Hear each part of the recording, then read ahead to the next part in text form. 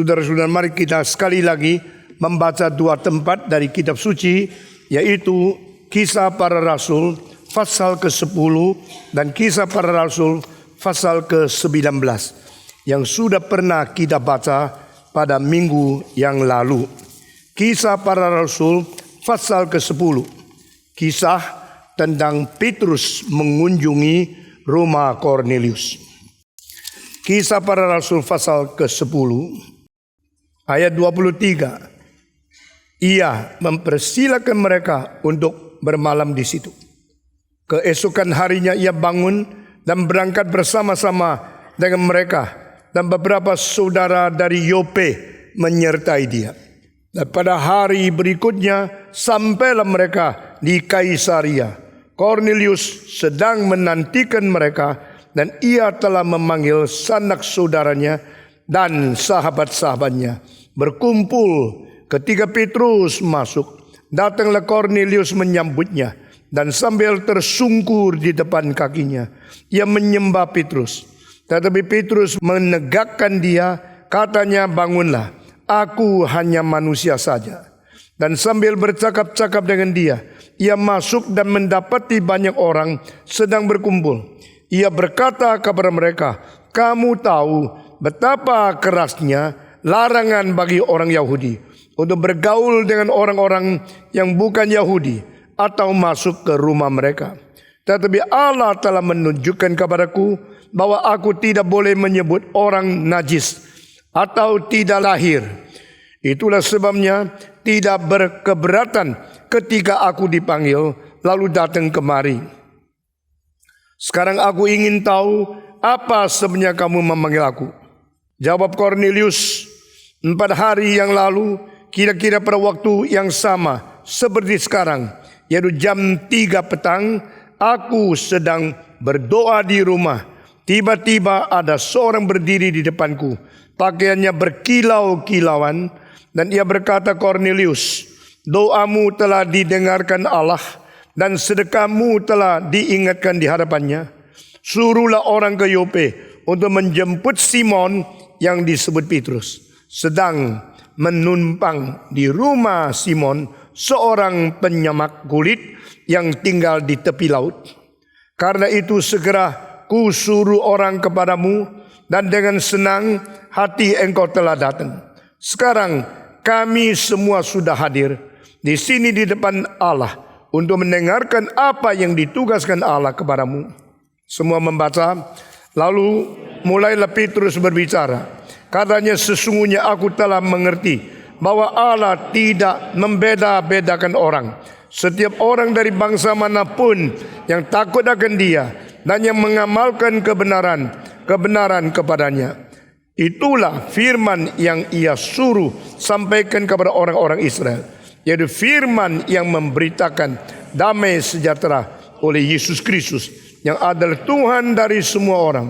Kamu tahu tentang segala sesuatu yang terjadi seluruh tanah Yudea, mulai dari Galilea, sesudah baptisan yang diberitakan oleh Yohanes, yaitu tentang Yesus dari Nazaret, bagaimana Allah mengurapi Dia dengan Roh Kudus dan kuat kuasa. Dia yang berjalan berkeliling sambil berbuat baik dan menyembuhkan semua orang yang dikuasai iblis, sebab Allah menyertai Dia. Dan kami adalah saksi dari segala sesuatu yang diperbuatnya di tanah Yudea maupun di Yerusalem. Dan mereka telah membunuh Dia dan menggantung Dia pada kayu salib. Yesus itu telah dibangkitkan Allah pada hari yang ketiga, dan Allah berkenan bahwa Ia menampakkan diri bukan kepada seluruh bangsa, tetapi kepada saksi-saksi yang sebelumnya sudah ditunjuk oleh Allah, yaitu kepada kami yang telah makan dan minum bersama-sama dengan Dia setelah Ia bangkit dari antara orang mati. Dan Ia telah menugaskan kami memberitakan kepada seluruh bangsa dan saksi bahwa Dialah yang ditentukan Allah menjadi hakim untuk orang-orang hidup dan orang-orang mati. Tentang Dialah semua nabi bersaksi bahwa barang siapa percaya kepada Dia, ia akan mendapat pengampunan dosa oleh karena namanya. Ketika Petrus sedang berkata demikian, turunlah Roh Kudus ke atas semua orang yang mendengarkan pemberitaan itu.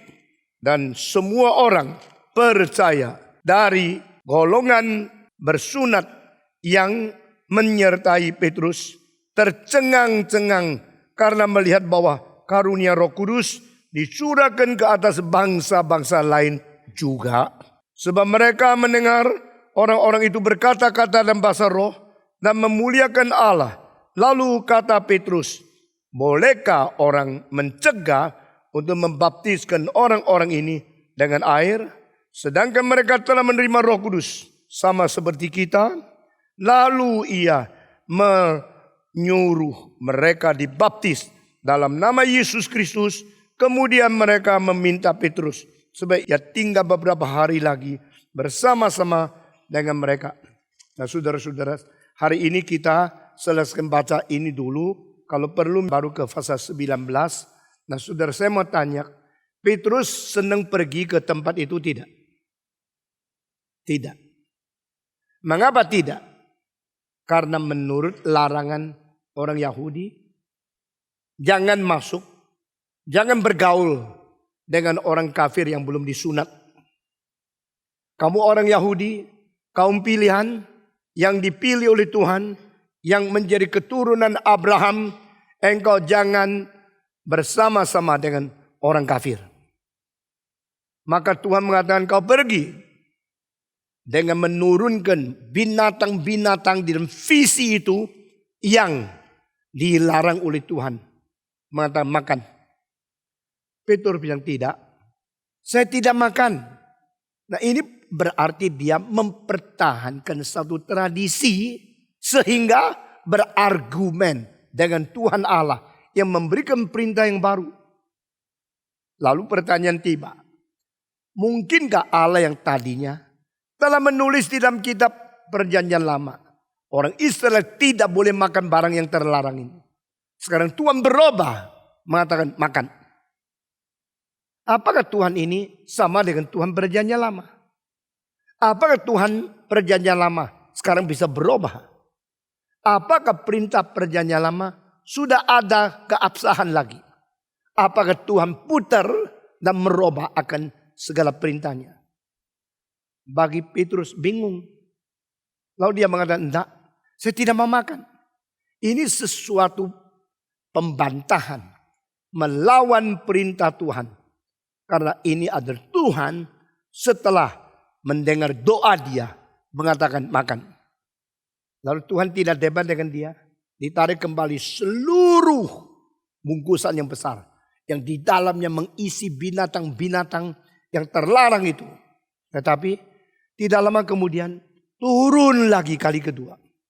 Dan Tuhan mengatakan makan. Dia bilang tidak. Dari dulu, dari kecil saya belajar Taurat. Saya tahu apa yang diperintahkan dia Tuhan di dalam kitab suci di Perjanjian Lama. Saya tidak boleh makan.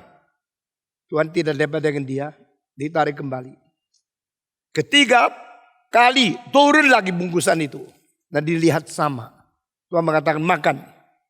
Dia bilang, Tuhan dari dulu aku tidak pernah makan barang-barang binatang yang terlarang menurut kitab di dalam Perjanjian Lama. Lalu Tuhan mengatakan, yang ku sucikan engkau tidak boleh menganggap haram. Dia tidak ngerti. Berarti bukan Tuhan berubah. Bukan berarti Tuhannya lain. Tapi berarti Tuhan sudah kuduskan itu. Nah, saudara dengar ya. Setiap istilah dalam kitab suci harus kita teliti, jangan sembarangan tafsir. I sanctified them. Tuhan tidak berkata ini najis dan tetap najis untuk selamanya. Tuhan berkata aku mengkuduskan, dia tidak lagi najis. Oh, di sini baru dia tahu bahwa Tuhan sekarang telah mengerjakan sesuatu sehingga status dan identitas yang tadinya haram bisa menjadi tidak haram.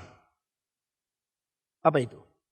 Itu berarti penebusan, itu berarti pengampunan, itu berarti hidup baru yang dikerjakan oleh Tuhan bisa merubah status yang dicipta. Kalau memang ini binatang najis, kenapa sekarang binatang menjadi tidak najis? Kalau Tuhan mengatakan tak boleh makan, kenapa Tuhan bilang boleh makan? Kamu kalau roba-roba, saya sulit mengikuti engkau. Nah, ini adalah kebiasaan manusia. Banyak orang mengatakan Stephen Tong juga sulit diikuti karena roba-roba. Gerakan reform sulit diikuti. Mengatakan gini, lalu menjadi begini. Padahal kita tidak roba. Tidak roba di malba. Tidak roba di dalam cara Tuhan selalu dinamis. Orang yang tidak mau mengerti prinsip itu cuma taunya dari gejala. Lu roba-roba, saya tidak mau ikut.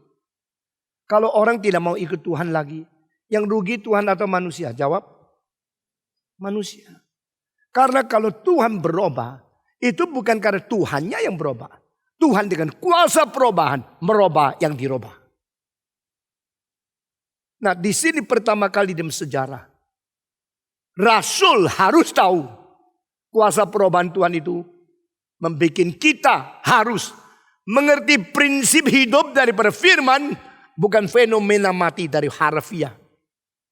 Jangan mengerti kitab suci secara huruf. Jangan mengerti firman Tuhan secara literatur. Mengerti secara arti rohani sesungguhnya. Mengapakah seluruh kebudayaan Yahudi dibuang oleh Tuhan? Mengapakah tidak lagi pakai bahasa Ibrani untuk mewahyukan perjanjian baru? Mengapa perjanjian baru dibikin dan ditulis, dipercayakan Tuhan kepada orang-orang dari Galili dan bukan dari Yerusalem? Ini kuncinya. Orang di Yerusalem sudah membentuk satu kebudayaan yang kaku, yang melimit, membelenggu diri, dan mereka kira itu setia. Kalau saya menurutkan turut tradisi, saya meneruskan sesuatu kekakuan yang begitu tidak boleh dikompromikan, saya adalah orang yang betul-betul setia kepada Tuhan. Nah, itu yang bikin mereka akhirnya harus membunuh Yesus Kristus. Justru Yesus yang melawan, bukan kami. Yesus yang melawan. Mengapa Yesus hari Sabat menyembuhkan orang yang sakit 38 tahun? Di dalam Yohanes pasal ke-5. Mengapa Yesus menyembuhkan lagi orang yang buta sejak lahir? Di dalam pasal ke-9. Bukankah kita sudah memberikan peringatan kepadamu?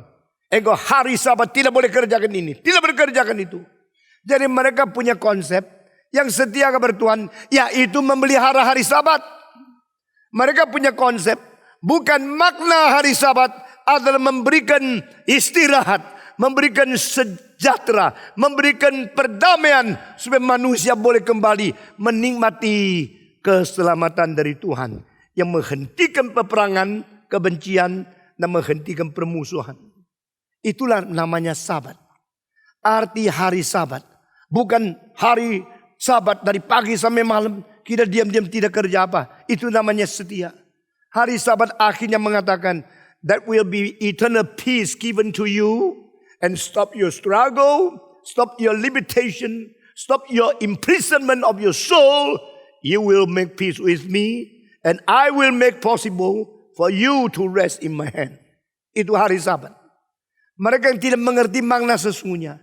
Hanya mau ikut-ikutan di dalam harafiah. Mereka akhirnya memakai pengertian yang mati untuk mengikat Tuhan yang hidup.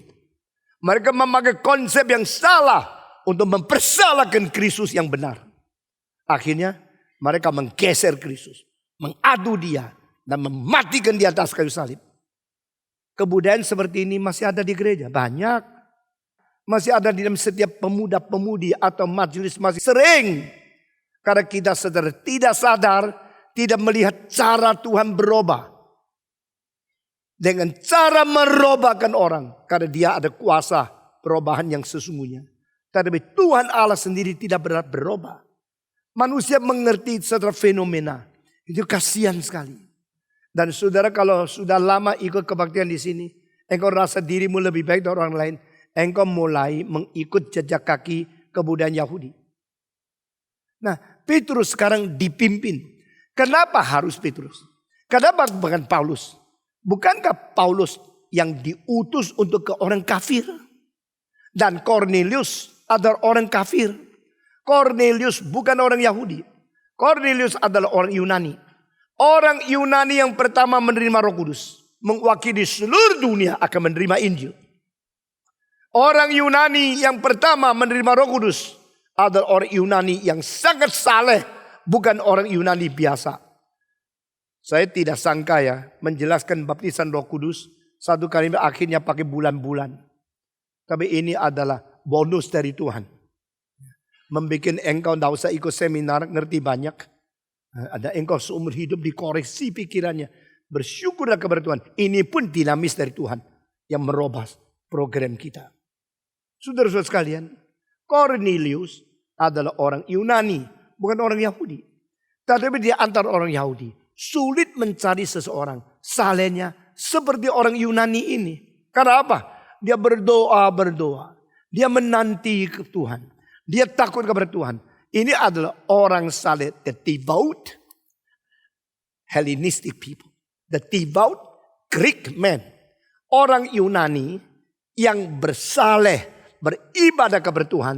Itu di Alkitab dikatakan orang-orang ibadat. Orang-orang ibadat bukan dikatakan tentang orang-orang Yahudi yang sangat beribadah kepada Tuhan. Bukan. Ini adalah satu istilah khusus menunjukkan ada orang Yunani yang tidak lagi percaya kepada mitos-mitos. Ini ada satu istilah yang mengindikasikan orang-orang kafir yang sudah jenuh, yang tidak mau percaya kepada dewa-dewa mereka, kembali percaya Allah itu hanya satu, seperti orang Yahudi. Itulah orang yang dipilih oleh Tuhan. Adakah orang Buddha yang lebih hidupnya suci, mempertahankan dan mengalahkan nafsu dia, hidup baik-baik dan setia kepada istri, tetapi orang Kristen yang cari pelacur, ada nggak? Jawab.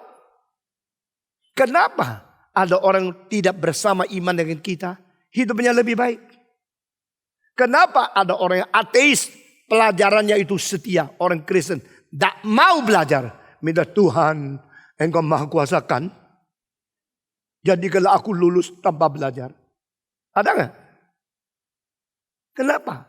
Common grace is for everyone. And saving grace for those who know and receive Jesus Christ. But if you had already got the opportunity to know Jesus Christ, but you ignore your responsibility, and you will be lost in common grace. Itu bahaya sekali.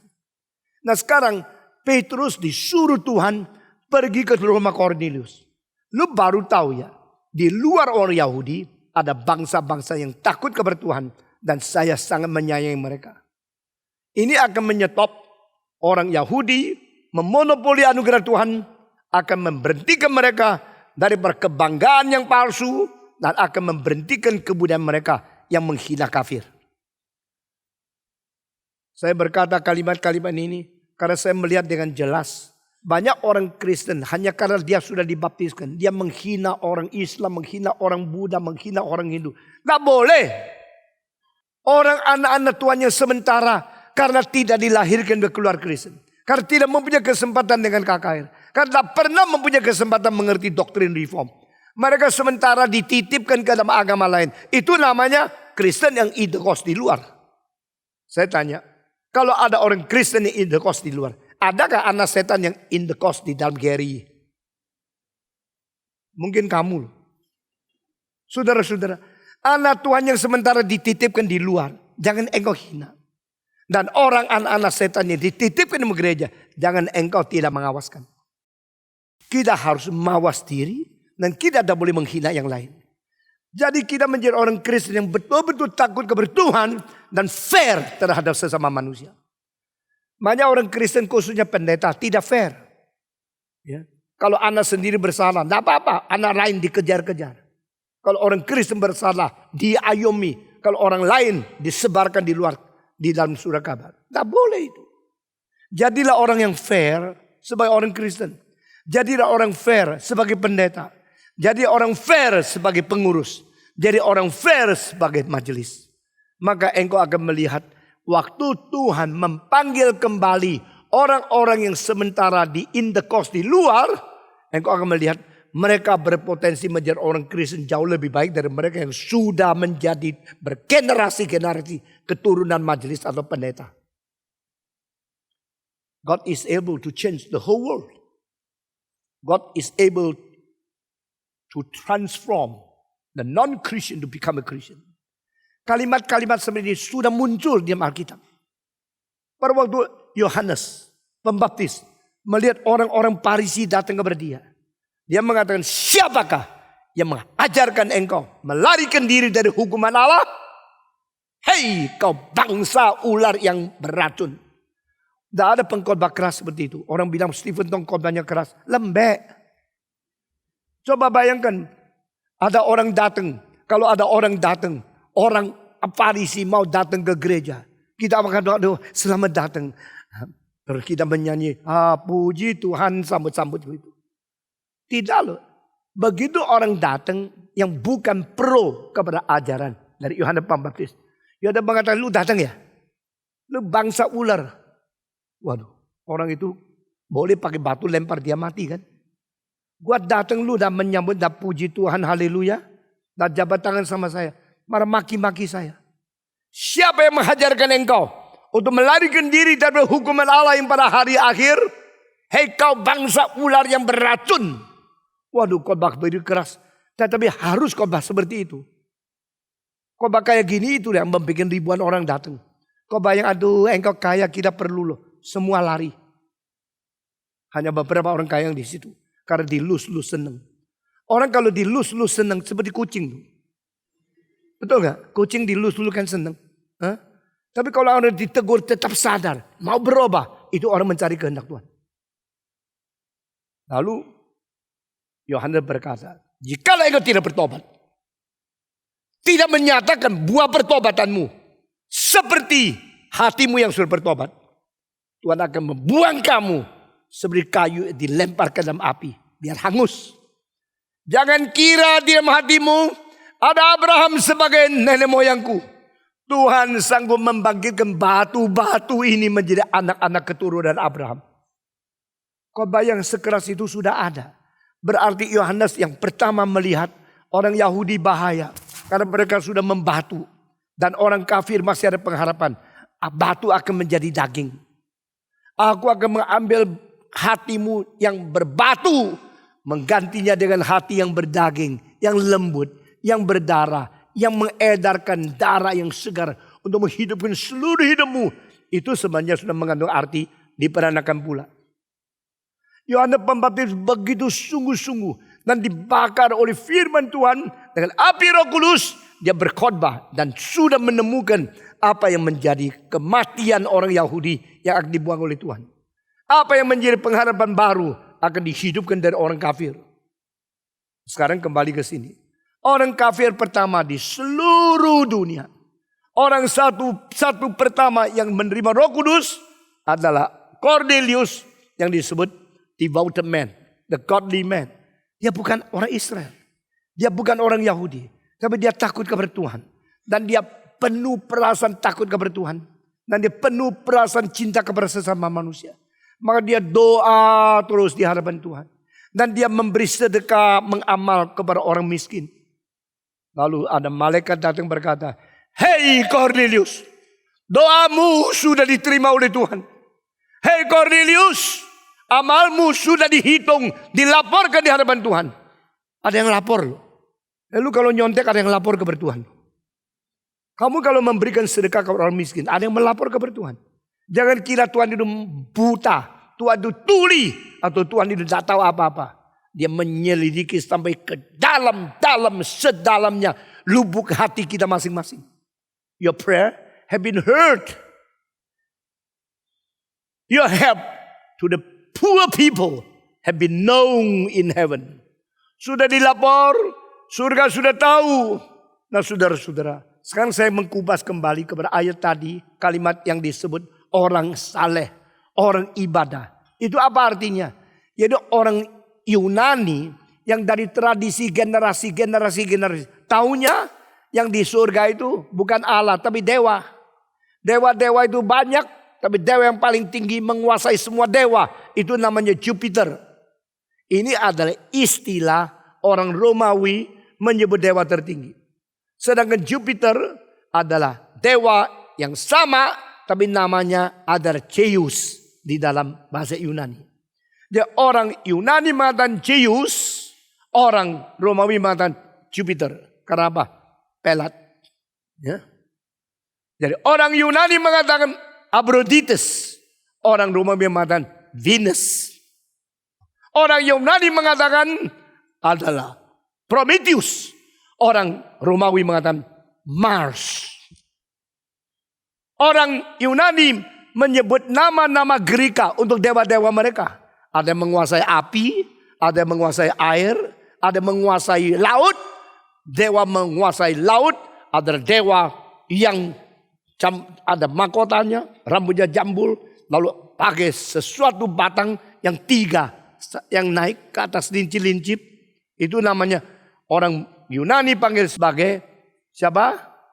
Neptuna. Orang Romawi mengatakan Poseidon. Dia yang menguasai laut. Nah, saya sekarang tidak mengajar mitos atau mitologi Greka. Tapi ini satu-satu dewa. Waktu dewa itu sampai di Romawi, semua berubah nama. Ini namanya intinicization. Ya, naturalisasi. Nah, dewa-dewa Yunani sekarang diperromawikan menjadi dewa-dewa begini. Nah, tapi orang Yunani ada yang mengatakan, kenapa dewa kita tidak beres? Kenapa tidak beres? Yang berkuasa itu, kalau tidak sadar dia, nanti kelemahan loh. Yang berkuasa itu nama apa? Hercules. Wah, Hercules di sini ada mangga. Di sini ada apa itu? Melon. Di sini ada drum. Ada semangka. Wah, itu namanya Hercules. Hercules itu namanya Greka.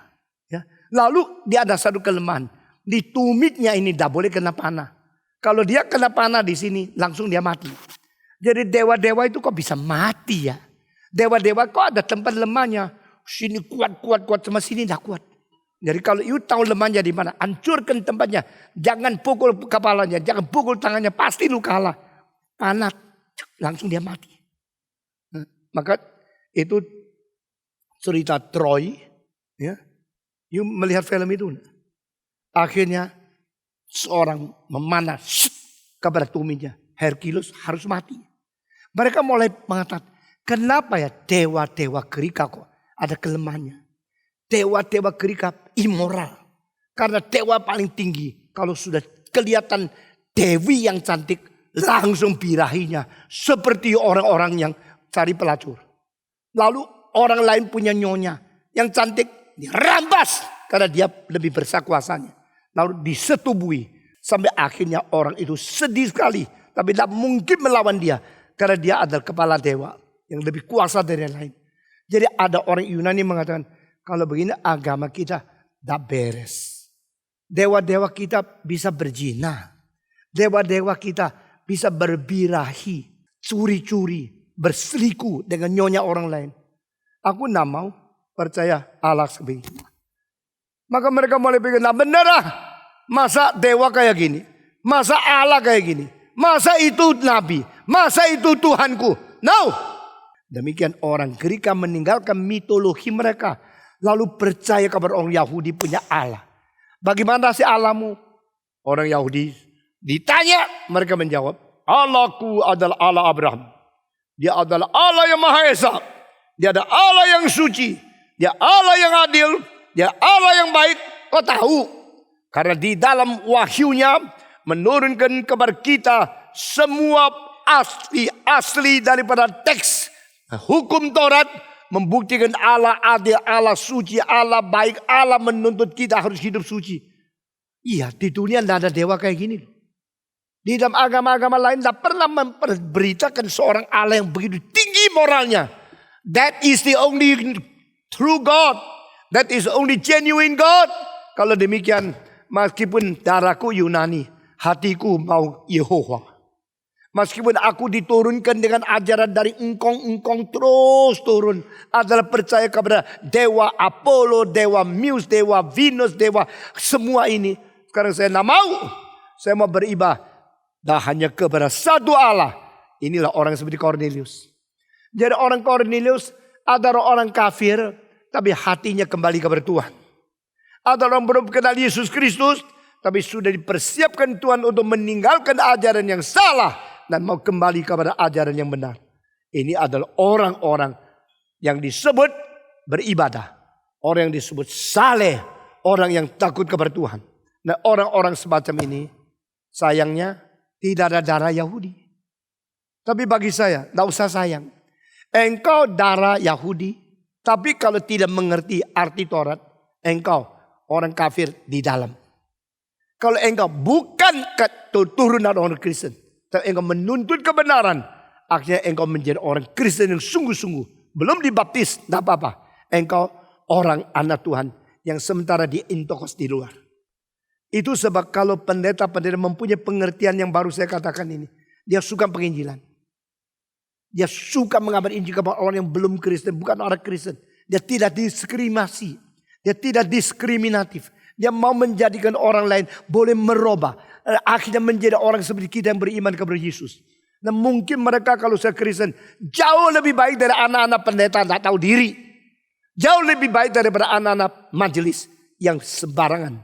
Jauh lebih baik dari orang-orang Kristen yang kolot, membanggakan diri dan mempertahankan kebanggaan hanya melalui sesuatu pengertian harafiah yang mengikat diri. Semua orang Yahudi mengikat diri seperti itu. Nah, Petrus yang sudah mendengar amanat agung. Amanat agung mengatakan pergi ke seluruh dunia, kabar Injil kabar segala bangsa. Sudah dengar? Sudah. Sudah mengalami? Sudah. Siapa yang bilang? Yesus. Sekarang ayo pergi. Pergi apa? Ngabar Injil dong. Yang suruh Yesus. Pergi kabar ke orang segala bangsa. Enggak ah. Orang Yahudi kok.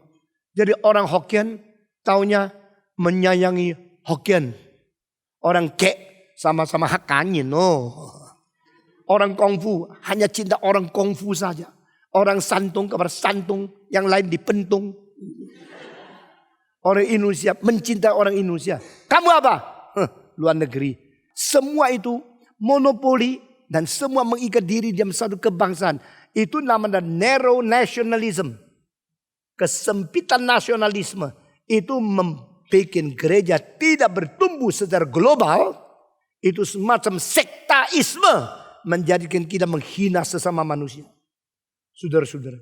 Yesus sudah mengatakan sebelum dia naik surga. Pergi ke seluruh bumi. Beritakan Injil kepada segala bangsa. Oh iya, dengar. Lalu Yesus naik ke surga. Sudah tahu? Tahu. Sudah dengar? Sudah. Sudah mengerti amanat agung? Ngerti. Bagaimana mengerti? Secara kognitif mengerti. Coba hafal. Hafal. Tuhan berkata pergi ke segala tempat di dunia, kabar Injil kepada segala bangsa. Sudah tahu ya? Tahu. Sekarang ada orang Gerika. Kabarkan. Enggak. Enggak boleh. Tidak boleh bergaul sama orang kafir. Tidak boleh masuk rumah orang yang belum disunat. Kalau orang sudah sunat, sudah mengerti Musa, baru saya masuk. Itu tidak ada. Saudara, konsep-konsep seperti ini bikin mati kemanusiaan. Saudara-saudara, saya menjelaskan kitab suci. Teliti sampai setiap kalimat, setiap ayat kita mikir baik-baik. Lalu Tuhan mengatakan, yang ku sudah kuduskan, jangan kau anggap tetap najis. Itu kalimat. Jadi bukan yang najis, yang kafir sampai selama-lamanya tidak berubah. Karena Tuhan dengan kuasa dia yang bisa merubah. Merubah yang najis menjadi yang suci. Kau masih menghina dia? No. You should not despise Gentiles. You should not reject those who are not Jewish. You should not abandon those who has not the tradition of Jewish religion. Because I can change them. Sama seperti apa yang dikatakan oleh Yohanes Pembaptis. Aku sanggup merubah batu-batu menjadi anak Abraham. Dengan Tuhan berkata, yang ku kuduskan, jangan kau anggap najis. Sekarang, Petrus mau tak ada? Mau tak? Harus. Karena dia tahu ini Tuhan kok. Tuhan kau robah-robah. Tuhan bilang, enggak, aku tidak robah, aku merubah mereka. Yang najis menjadi kudus. Sekarang kalau saya anggap itu kudus, mengapa engkau masih menganggap mereka najis? Pergi. Oke, dia pergi. Waktu dia pergi, saudara, satu prinsip yang penting. Kalau dua pihak sama-sama mendapatkan pimpinan Roh Kudus, maka dua pihak harus sahut menyahut dengan sinkronisasi. Ini prinsip Alkitab. Minggu lalu saya bicara sama kamu. Ada pendeta yang mengatakan, you mesti nikah sama dia. Tapi dua orang ini tak kenal. Juga tak setuju. Tapi takut kalau melanggar hukum Tuhan. Maka menikah. Sudah menikah, ribut tak habis-habis. Karena apa? Mentaati perintah Tuhan. Rupamu. Mentaati perintah firman Tuhan. Tidak mentaati pendeta. Tidak bisa. Jadi if that is the will of God. Concerning two party. Both party should know. Should agree together. Kalau engkau mengatakan Tuhan menggerakkan saya. Roh Kudus suruh saya menikah dengan engkau. Dijawab, Roh Kudus kau lupa kasih tahu saya ya. Jadi tidak usah nikah sama dia. Kalau seorang mengatakan saya hamba Tuhan. Masuk sekolah teologi. Sekolah teologi kasih ujian. Setelah uji rasa dia bukan hamba Tuhan. Tolak saja. Di Semarang ada sekolah teologi. Mendadak ada 5 murid. Tidak mau masuk sekolah. Hari pertama tidak mau masuk. Hari kedua dia masuk. Tidak mau masuk. Hari ketiga tidak mau masuk. Lalu gurunya tanya. Kenapa kalian di asrama tidak masuk kelas? Karena Roh Kudus berkata hari ini tidak boleh masuk sekolah. Waduh. Sampai 5 hari. Dosen-dosennya itu bohat. Tahu bohat. Tidak berdaya mempengaruhi mereka. Disuruh masuk sekolah tidak mau. Sampai hari ke-6 mereka semua masuk. Waktu semua masuk duduk di situ. Dosennya sudah tak tahan lagi. Kenapa hari ini masuk? Karena Roh Kudus suruh kita hari ini boleh masuk. Dosennya rapat lagi 1 kali. Mengatakan Roh Kudus suruh kita usir kamu keluar semua. Enak aja pakai Roh Kudus menjadi backing. Lalu semau sendiri dosen pun harus taat sama dia. Saudara-saudara sekalian, demikianlah Alkitab. Akhirnya Petrus pergi. Saya tanya pertanyaan kedua. Kenapa Tuhan tidak pakai Paulus pergi ke rumah Cornelius? Pakai Petrus. Bukankah Paulus diutus untuk menjadi rasul kafir? Kalau Petrus pergi ke orang Yahudi. Paulus pergi ke orang kafir. Kan cocok. Kan bagus. Masing-masing di bidangnya sendiri. Tetapi mengapa Petrus yang harus disuruh Tuhan pergi ke rumah Cornelius? Jawab. Siapa mau jawab? Angkat tangan. Ada orang angkat tangan akhirnya bikin mata. Saya tanya you ya. You orang-orang kira you sudah lama jadi Kristen kan. Sudah tahu semua kan. Kalau saya kasih uji semua gagal. Saya tanya lagi. Kenapa bukan Paulus yang diutus? Kenapa Petrus? Kenapa? Karena Paulus masih junior. Petrus sudah senior. Dan Petrus yang dipilih oleh Kristus menjadi kepala daripada segala rasul. Ya harus bertanggung jawab. Waktu fasa kedua Roh Kudus turun. Petrus di dalam tidak. Jawab. Ada. Waktu fasa 8. Masih ingat. Di Samaria. Filipus sudah mengabari Injil. Mereka sudah percaya. Sudah terima. Sudah dibaptiskan dalam nama Yesus. Tetapi Yerusalem bilang tidak cukup. Harus utus. Siapa? Petrus dan Yohanes pergi. Kenapa? Karena Filipus tidak diakui. Loh kenapa ya?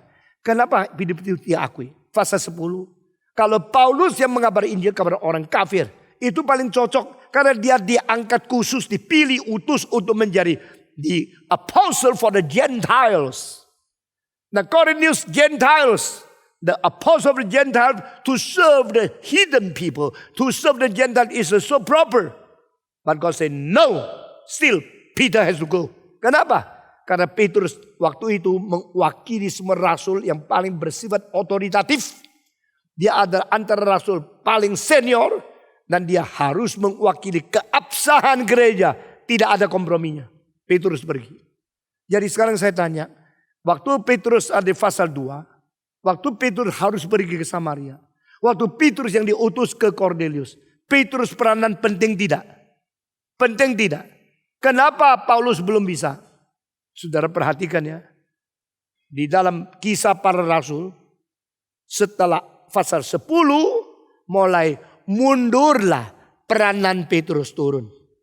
Dan peranan Paulus mulai naik. Sampai akhir seluruh kisah para rasul. Belakangnya ada kisah para rasul di dalam khususnya Paulus. Jadi dari pasal 1 sampai pasal 11. Ini adalah kisah para rasul yang diwakili oleh Petrus. Sesudah itu ada kisah para rasul yang diwakili oleh Paulus. Karena apa? Sudah dari Yerusalem, Samaria sampai Kornelius. Sesudah itu harus ke ujung bumi. Dan waktu ke ujung bumi tidak mungkin lagi Petrus. Karena Petrus bukan rasul kafir. Tapi Paulus yang rasul kafir. Jadi Paulus yang menuju kepada seluruh dunia mengabar Injil. Maka dia mengatakan, aku ingin pergi ke Spanyol. Kenapa Spanyol? Spanyol kenapa? Karena waktu itu Spanyol dianggap adalah tempat paling jauh di dunia. Waktu itu mereka tidak tahu masih ada Tiongkok, Jepang, ada Okinawa, ada Singapura. Dah. Mereka tidak tahu setelah Spanyol pergi lagi. Masih ada Amerika, ada itu Greenland, ada Iceland, ada Denmark, ada Viking. Tidak tahu. Mereka cuma tahu Spain is the utmost part of the world. That corner is the end of the land. Karena apa?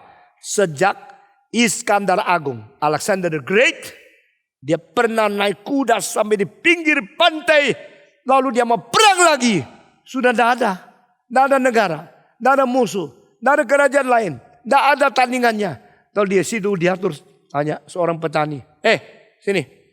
Petani. Kaisar yang besar. Lutut. Apa yang boleh saya melayani? Boleh saya bantu apa? Tidak. Saya tanya satu pertanyaan. Tempat ini tempat apa? Kenapa laut kok?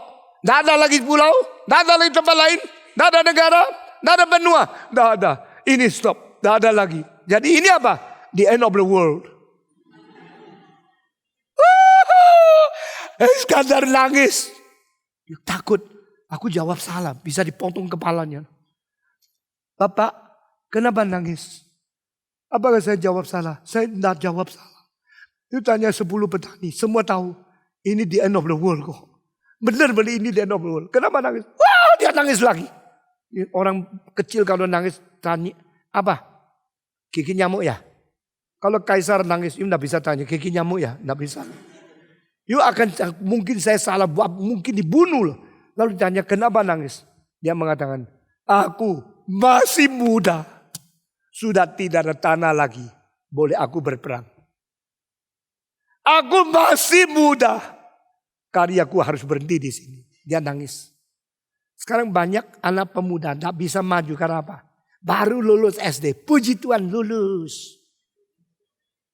The end of SD is only the beginning of SMP. The end of SMP is only the beginning of SMA. The end of SMA is only beginning of the university. The end of S1, S2, S3. Lalu S campur, S apa banyak lagi. Mengapa mereka bilang berhenti? I already conquer the world. Mestinya Iskandar itu mengatakan, now I conquer the world. This the end of the world. Celebrate my victory. Oh, hebatlah saya. Dia nangis. Jadi itu istilah the end of the world. Di mana? In Spain. Itu turun-turun. Sehingga 380 tahun kemudian Paulus mengatakan, I want to go to Spain. Karena apa? Karena dia mengingat dan dia yang melaksanakan panggilan Tuhan mengatakan, I will send you go to the utmost part of the world as an apostle of Gentiles. Petrus dipanggil menjadi seorang rasul melaksanakan penginjilan sampai permulaan dari para penginjilan ke kafir. Stop. Lalu yang menerus sampai akhirnya orang kafir itu Paulus. Dan ini 4 kali ya, Yerusalem semua. Lalu Samaria, lalu Yudea, lalu Efesus. 4 kali ini mewakili Yerusalem, Yudea, Samaria, ujung bumi. 4 kali Roh Kudus turun. 4 kali Roh membaptiskan orang. Mewakili 4 tahap penginjilan di seluruh sejarah, seluruh dunia. Dan sekarang kita sampai ke 10. Ini tahap ketiga ya. Tahap ketiga kenapa di itu Kaisaria. Tempat yang masih di Yudea. Kenapa sama Samaria yang di tempat luar justru di 8? Karena Kaisaria meskipun Yudea tapi yang menerima orang kafir. Di Samaria meskipun orang luar, tetapi tanahnya di luar, tapi orang yang lari ke situ orang Yudea. Sehingga harus balik. Ini 4 kali dibalik, kali kedua dan kali ketiga, karena Injil datang kepada orang Ibrani dulu, baru datang kepada orang Yunani. Ini rencana Allah yang tidak boleh dirubah. Ngerti? Saudara, kalau sudah mengikuti semua kebaktian yang saya pimpin mengenai Roh Kudus dan turunnya dan baptisannya, saudara tidak usah gentar lagi. Akan digoncangkan oleh apa? Oleh orang yang seperti mengerti Alkitab. Engkau tidak akan digoncangkan. Dan saya harus mempersiapkan satu kelompok di dalam satu zaman, generasi yang kuat imannya. Sehingga engkau boleh bersaksi bagi Tuhan tanpa sendiri ombak ambing. Karena dikaucapkan oleh pentafsiran yang tidak bertanggung jawab. Saudara-saudara, kita kembali lagi. Maka Petrus pergi. Mau tidak mau pergi. Karena dia baru sadar. Yang salah bukan Tuhan. Yang pelin-pelan bukan Tuhan. Tetapi dia yang tidak mengerti Allah berkuasa perubahan. Untuk menjadikan orang kafir anak-anak Tuhan. Allah berkuasa perubahan. Untuk merubah manusia yang tidak saleh menjadi saleh. Orang-orang di dalam bangsa-bangsa kafir. Ada yang betul-betul takut kepada Tuhan, diperkenal oleh Tuhan. Waktu dia pergi, dia khotbahnya mulai dengan apa? You orang tahu ini Yahudi ya. Orang Yahudi biasanya tidak masuk rumah orang kafir kan? Kamu orang kafir kan? Mereka enggak. Betul. Tetapi kenapa saya datang? Karena saya baru sadar. Di dalam segala bangsa. Jikalau ada orang yang takut kepada Tuhan. Dan beramal baik. Orang itu diterima dan diperkenan oleh Tuhan. Ini pertama kali. Pertama kali dalam seluruh kitab suci. Seorang merepresentasikan orang Yahudi. Harus mengaku Allah menerima orang kafir. Wah, tak gampang. Tak gampang. Saudara-saudara. Nah ini kalau tidak lagi diterima. Siapa yang terima? Kalau tidak lagi diterima, diskriminasi, bagaimana sikapnya? Di dalam terjemahan Tionghoa, 我今天看到原来各国中间凡行善敬畏上帝的都为上帝所悦纳. Baru tahu gua. Ini satu kesadaran. Ini satu pengakuan pertama kali di dalam sejarah orang Yahudi menerima sesuatu konsep yang baru. Now I know. Not until today. I know that God pleased with those people in all nations who have the fear of the Lord and who help all the poor people. Barang siapa yang takut kepada Allah. Barang siapa yang melakukan pengamalan kepada orang miskin. Diperkenan oleh Tuhan. Ini keluar dari siapa? Keluar dari mulut siapa? Orang Yahudi. Siapa? Yahudi yang kenal Yesus. Siapa? Yahudi yang dipilih oleh Yesus. Siapa? Yahudi yang menjadi rasul. Rasul siapa? Rasul yang paling top. Rasul siapa? Petrus yang paling senior. Tidak boleh keluar dari mulut Paulus. Karena Paulus kurang senior. Harus keluar dari mulut Petrus. Karena dia rasul yang paling penting. Sehingga kita mengetahui bahwa pertama kali orang kafir menerima Roh Kudus harus di bawah Petrus. Karena dia yang memulai penginjilan ke seluruh dunia dan Paulus yang meneruskan ke seluruh dunia penginjilan. Starting point and the continuation of the starting of the word evangelization from Peter as a senior among all apostles, continued by Paul as being sent by Holy Spirit to be the apostle of the Gentiles. Ini semua diatur begitu loh. Saudara-saudara. Sekarang saya tanya pertanyaan lagi. Lalu Petrus mulai khotbah. Tadi waktu kita baca 2 bagian kan. Bagian pertama saya bacakan. Bagian kedua you yang bacakan. Masih ingat. Saya baca seluruh khotbahnya Petrus. Setelah selesai. Lalu Roh Kudus turun kepada dia. Di dalam seluruh khotbahnya Petrus. Ada tidak istilah Roh Kudus. You udah perhatikan ya. You cuma bilang aku sudah selesai baca. Aku sudah dengar Pak Tong baca. Perhatikan. Mau baca lagi sekali? Tidak ada waktu.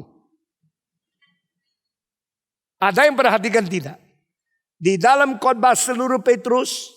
Sampai selesai dia khotbah Roh Kudus turun kepada Kornelius. seluruh khotbah ada bicara tentang Roh Kudus? Tidak ada.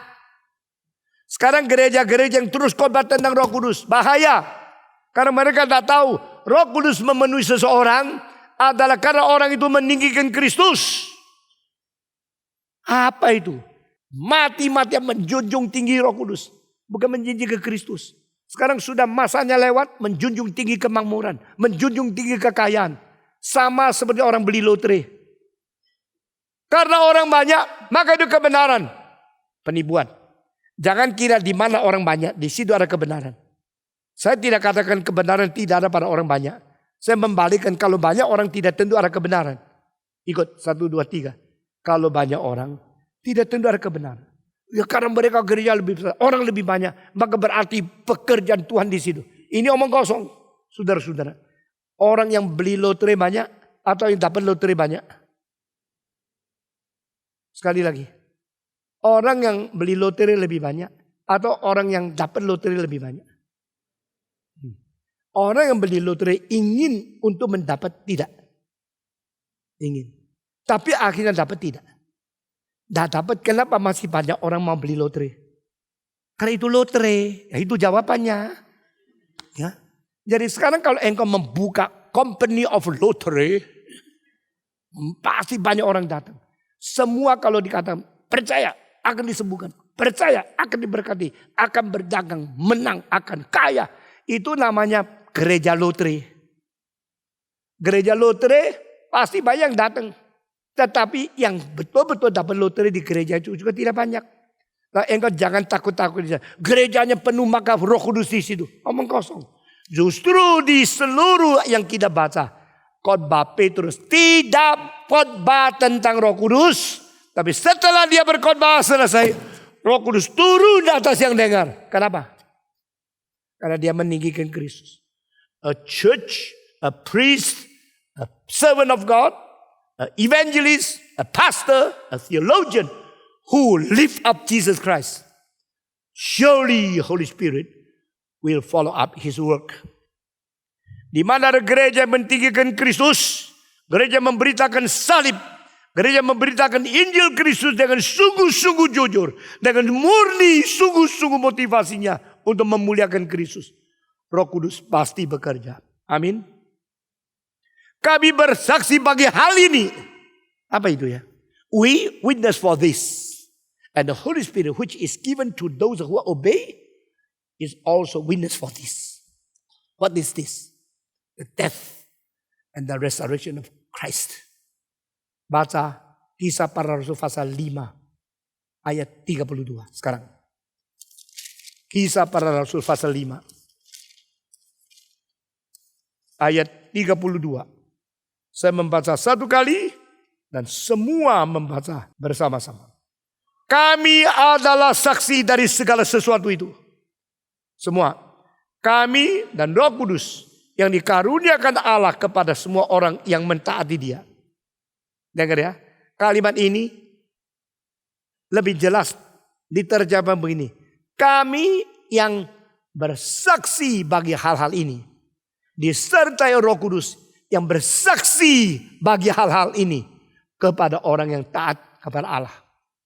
We are the witnesses of all this. And the Spirit which is given to those who obey God is also witness for all this. Itu jelas. Kami bersaksi bagi Injil dan Roh Kudus juga akan bersaksi bagi Injil. Karena apa? Karena Dia bersaksi bagi orang-orang yang akan taat kepada Tuhan. If you submit God, if you are so submissive and obey to God, then you will receive the same witness of Holy Spirit, just like what we are witnessing Him. Kalau sekarang saya berkhotbah tentang Injil, engkau taat, maka Roh Kudus juga akan bersaksi tentang Injil.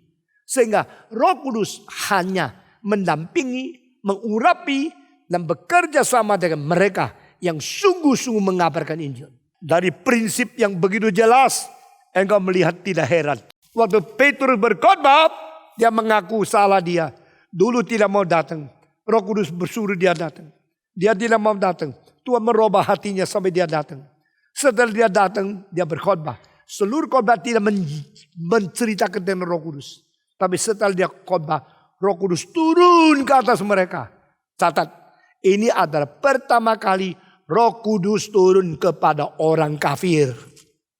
Di dalam seluruh kitab suci, the first time Holy Spirit poured down on the heathen, on the Gentiles is chapter 10. Ini ketiga kali baptisan Roh Kudus, yaitu Yesus pakai Roh Kudus membersihkan orang dosa menjadi orang suci. Sekarang saya tanya, waktu mereka menerima Roh Kudus turun kepada diri mereka, mereka sudah dibaptis belum?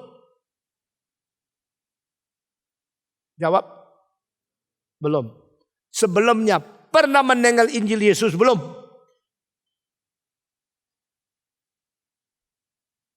Bisu. Sebelumnya mereka pernah dengar Injil Yesus belum? Belum. Pernahkah ada penginjil yang pergi situ bikin KKR? Belum. Mereka sebelumnya agama apa? Agama percaya cuma ada satu Allah di surga. Dan harus takut kepada dia. Harus berbuat baik kepada orang miskin. Lalu mereka diterima oleh Tuhan. Belum dengar Injil. Orang belum dengar Injil, mana bisa percaya Yesus? Orang belum pernah percaya, mana bisa dibaptiskan? Mereka belum pernah dengar Injil. Belum pernah tahu nama Yesus. Belum pernah dibaptis. Belum pernah menjadi orang Kristen. Tapi sekarang sudah dibentuk oleh Tuhan. Dengan persiapan luar biasa. Tuhan membentuk sekelompok orang di situ untuk dipersiapkan menjadi gereja. Dan Tuhan mempersiapkan hati Petrus supaya mau pergi ke situ. Supaya akhirnya seperti minyak kena api. Bakar. Ini sesuatu persiapan dari dua pihak. Dan dua-dua pihak dikerjakan oleh satu Tuhan. Tuhan yang menggerakkan Kornelius. Hei, pergi ke rumah Simon. Panggil seorang yang tinggal di situ. Yang namanya Petrus. Suruh khotbah di sini. Lalu Tuhan bilang, Petrus pergi khotbah di situ. Jadi Tuhan menjadi mak complang ini. Ya.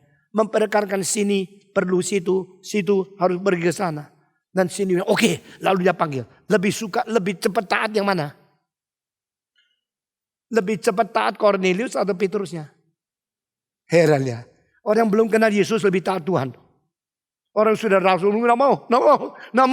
Tuhan bilang, ayo pergi. Nggak mau. Yang kukuduskan jangan kau najis. Ya baru pergi.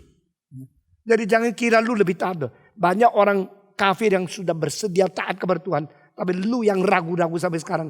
Kurang ajar sama Tuhan. Lalu Petrus pergi. Begitu pergi. Petrus bilang, aku dulu nggak mau. Ini orang Yahudi tidak boleh masuk, orang kafir dan sebagainya. Akhirnya Tuhan bilang, saya datang. Begitu dia ngomong-ngomong tentang Yesus Kristus. Yesus yang mati, Yesus bangkit. Baru khotbah mengenai Injil. Mereka tidak mengatakan. Atau Petrus bilang, sekarang sudah selesai khotbah. Mau percaya Tuhan? Yang mau angkat tangan?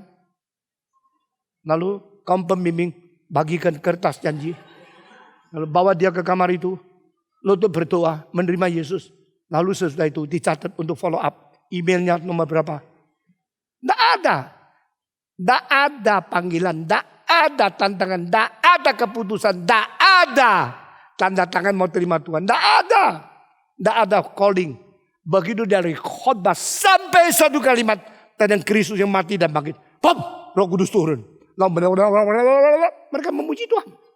Mereka berbicara bahasa asing. Nah ini loh. Bukan kalau ada Roh Kudus bicara asing. Saudara-saudara, ada Roh Kudus berbicara bahasa asing. Bicara Roh Kudus, bicara dalam khotbah untuk semua dengar. Itu banyak kali, setiap kali lain. Jangan mengambil keputusan daripada satu gejala atau satu pengalaman untuk menjadi satu sistem yang kaku mengikat kita lagi. Saudara-saudara. Lalu Petrus mengatakan, waduh, kalau begini berarti orang kafir dapat Roh Kudus. Berarti Tuhan tidak memandang bulu. Tuhan tidak membeda-bedakan. Berarti mereka pun diberi Roh Kudus. Kalau mereka yang kafir pun diberi Roh Kudus. Siapa bisa melarang mereka dibaptis? Jadi Petrus mengatakan, sekarang baptiskan mereka. Baptiskan mereka. Dalam nama apa? Nama Yesus. Jadi dalam nama Yesus aku baptiskan engkau. Atau Allah Tritunggal. Allah Bapa, Allah Anak. Yaitu Yesus Kristus dan Roh Kudus. Baptiskan engkau menjadi orang Kristen. Sesudah itu mereka menjadi gereja pertama di dunia yang terbentuk dari orang kafir. Ini ada gereja pertama di dunia yang menerima Roh Kudus. Gereja itu mendengar Injil dulu lalu percaya, dibaptis, baru menerima Roh Kudus. Atau mendengar Injil, menerima Roh Kudus, percaya dan dibaptis. Yang mana? Yang depan ada belakang. Ya urutannya lain loh. Sama pasal 8 sama sekali terbalik loh. Kenapa ya? Kenapa dulu ada orang namanya itu Filipus mengabari Injil, mereka beriman, sudah dibaptiskan, tapi belum ada Roh Kudus. Kenapa di sini baru dengan Petrus belum apa-apa sudah menerima Roh Kudus? Akhirnya tidak boleh, dilarang, harus dibaptiskan dalam nama Yesus. Kenapa terbalik? Karena di sini kita mau mengatakan satu hal, ada rasul dan tidak rasul lain. Gereja tanpa rasul bukan gereja. Gereja yang tidak disahkan oleh rasul saat itu adalah gereja liar. Maka dari mana tahu? Karena si penginjil yang begitu terkenal, ribuan pendengar, adalah seorang yang tidak bisa membedakan pekerjaan Tuhan dan setan.